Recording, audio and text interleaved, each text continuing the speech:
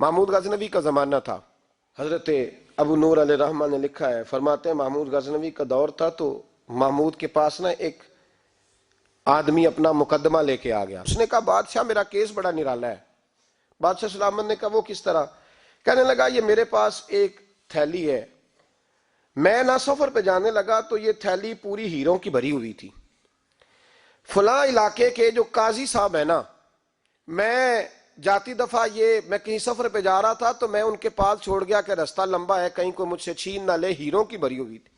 کچھ دنوں کے بعد میں واپس آیا ہوں، قاضی صاحب نے مجھے تھیلی واپس کی ہے تو اس میں ہیروں کی بجائے کھوٹے سکے نکلے.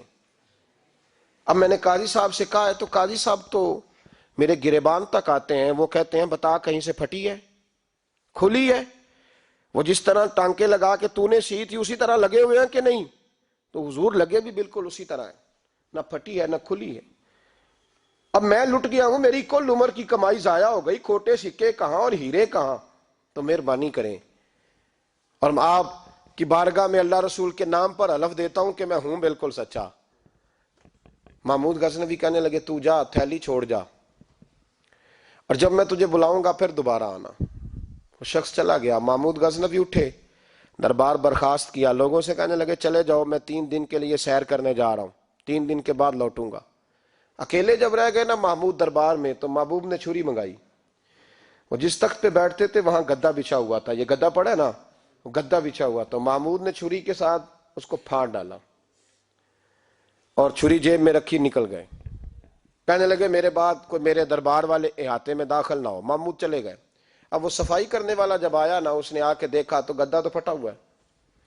اس نے شور ڈال دیا، پہرے دار بھی آ گئے، فلاں صاحب بھی آ گئے، فلاں صاحب. اس نے کہا او خدا کے بندو، اس کا گدا پھٹ گیا ہے، وہ تو مار ڈالے گا. اس نے کہا تھا سوائے صفائی اور نگرانی والے کے دوسرا آئے کوئی نہ، اور یہاں آیا بھی کوئی نہیں. پہلے دن ہی پھٹا ہوا ہے تو لٹکا دے گا سب کو، کیا کریں؟ شور ہو گیا، سارے دربار کے ملازمین اکٹھے ہو گئے. ایک بندہ بولا، کہنے لگا فکر نہ کرو، میں کیسے بندے کو جانتا ہوں، اس طرح سیے گا کہ جس نے پھاڑا ہوگا اسے بھی پتہ نہیں چلے گا کہاں سے پھٹا تھا. ایسا بہترین رفو کرے گا کہ پتہ بھی. اس نے کہا یار ہم سارے 1 مہینے کی تنخواہ دیتے ہیں، 1 مہینے کی، تو بندہ بلا. وہ بلا لیا اس کو، اس کا نام محمد رفو گر تھا. وہ آیا، اس کو گدا دکھایا، اس کا یار اس طرح سینا پتہ نہ چلے. اس نے کہا فکر ہی نہ کرو. اس نے سیدھی اگلے شام ہی لا کے بچھا دیا گدا. تیسرے دن بادشاہ سلامت آئے، آ کے پہلی نظر گدے پہ ڈالی. اس نے بلایا سب ملازمین کو، کہا کس نے سیا ہے؟ کہا جناب کیا ہوا؟ کہا یہ پھٹا ہوا تھا. کس نے؟ کہا نہیں پھٹا ہی نہیں. وہ کہنے لگے بنو بت، میں خود پھاڑ کے گیا تھا. تو بتاؤ صحیح سیا کس نے ہے؟ کہا جناب آپ پھاڑ کے گئے تھے تو بتایا کیوں نہیں؟ فرمانے لگے اسی لیے تو بتایا نہیں تھا کہ تم خود تحقیق کر لو. بلاؤ بتاؤ پھاڑا کس نے؟ احمد. سیا کس نے؟ تو بلا لیا، احمد رفو گر آ گیا. اس کو جب بلا کے سامنے بادشاہ کھڑا کیا، کہا بھئی تم نے سیا ہے؟ کہنے لگا حضور آپ کے سارے ملازم کٹھے ہو کے آئے تھے، میری غلطی کوئی نہیں. کہا نہیں یار تو بڑا کاریگر ہے، میں نے اپنے ہاتھ سے پھاڑا تھا پر مجھے بھی نہیں پتا چل رہا کہاں سے پھٹا تھا. اچھا یہ بتا یہ تھیلی جو ہے یہ بھی تو نے سی تھی؟ اس نے کہا جی آپ کے خادم کا ہی کارنامہ ہے، وہ فلانے علاقے کے قاضی صاحب آئے تھے، اس میں سے ہیرے نکال کے تو کھوٹے سکے بھرے تھے تو مجھے بھی تھوڑا سا حصہ ملا تھا. محمود نے سارے گواہ بھی اکٹھے کر لیے، ثبوت بھی اکٹھے کر لیے. پھر قاضی کو بلایا. محمود غزنوی نے کہا قاضی صاحب آپ سے غلطی ہو گئی، غریب آدمی تھا، وہ لٹ گیا ہے، اس نے تو بڑی مشکل سے کچھ ہیرے جمع کیے تھے اور اس کی کل کائنات تھی، تو آپ اس کا مال اسے دے دیں، بات ختم. قاضی صاحب کہنے لگے آپ مجھ پہ الزام لگا رہے ہیں، سوال ہی نہیں پیدا ہوتا. آپ میری داڑھی دیکھیں، آپ میرا اعزاز دیکھیں، دنیا جانتی ہے میں اس کا. قاضی صاحب انسان بھول ہی جاتا ہے، بندہ بھول جاتا ہے، غلطی ہوگی. مال نے کہا نہیں سب. کہا میں تنہائی میں پوچھ رہا ہوں، میں اس وقت پوچھ رہا ہوں جب دوسرا موجود کوئی نہیں.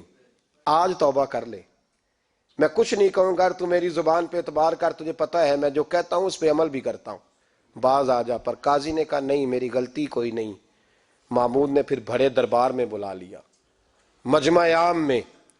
مہلت کے دنوں میں جو توبہ کر لے وہ بچ جاتے ہیں، لیکن لوگ رسوائیوں کے دنوں میں پھر واپس لوٹتے ہیں اگلا گھر دیکھ کے، پھر حالات اور طرح کے ہو چکے ہوتے ہیں.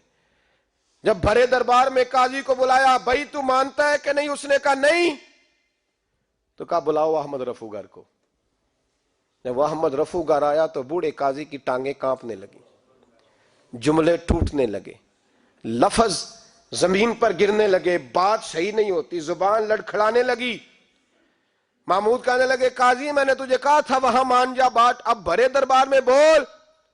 تو جب قاضی صاحب کی گردن خود بخود جھک گئی تو دنیا سمجھ گئی، کہا نکل جا میرے دربار سے۔ محمود بولے نکل جا، اتنی تجھے عزت دی، اتنی بڑی تنخواہ دی، قاضی بنایا، اور یہ تھوڑی سی رقم کے لیے، تھوڑی سی رقم کے لیے تو بددیانت ہو گیا، چل چلا جا، نکل۔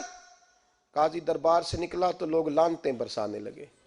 کل جو دکانیں چھوڑ کے سلوٹ کرنے آتے تھے وہ کہنے لگے اس کی عمر دیکھو، اس کے کام دیکھو، دیکھو اس نے کیا کیا۔ گھر گیا، بچے جن کے لیے پاپ کمایا تھا، جنہاں لی تو پاپ کمائے ہن کتھے نہیں ہو تیرے کر دے، وہ بچے کہنے لگے ابا جی ہم تو سکول مدرسہ جانے کے قابل نہیں رہے، لوگ پوچھیں گے تو کیا امید تھی کہ بیوی ساتھ دے گی۔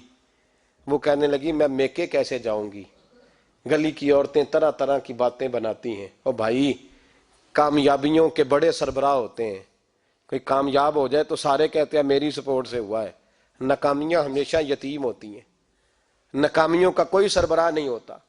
جب تک تو قاضی تھا تو بڑے بات تھی، ہر بندہ کہتا تھا رشتہ دار ہے، رسوائی ہو گئی تو وہ تیری آنکھ ہو یا سنگ ملامت کی چبھن، کون پہنچا ہے میرے درد کی گہرائی تک، دور شہرت میں تو یاروں نے کیا یاد بہت، ساتھ آیا نہ کوئی کوچے رسوائی تک۔ اور میاں صاحب کہنے لگے ساری عمر ہی آٹا گد ہے، میں لکھاں کیتے نہیں پیڑے، اب وقت آیا ہی تے محمد بخشا کوئی نہیں ہوں بیٹھا نیڑے، حالات ہی بدل گئے۔ قاضی خاموشی سے اندر چلا گیا، اپنی رسوائی سمیٹ کے بستر پہ لیٹا، نہ روٹی کی بھوک لگی، نہ پانی کی پیاس لگی، نہ نیند آئی، ساری رات تڑپتا رہا۔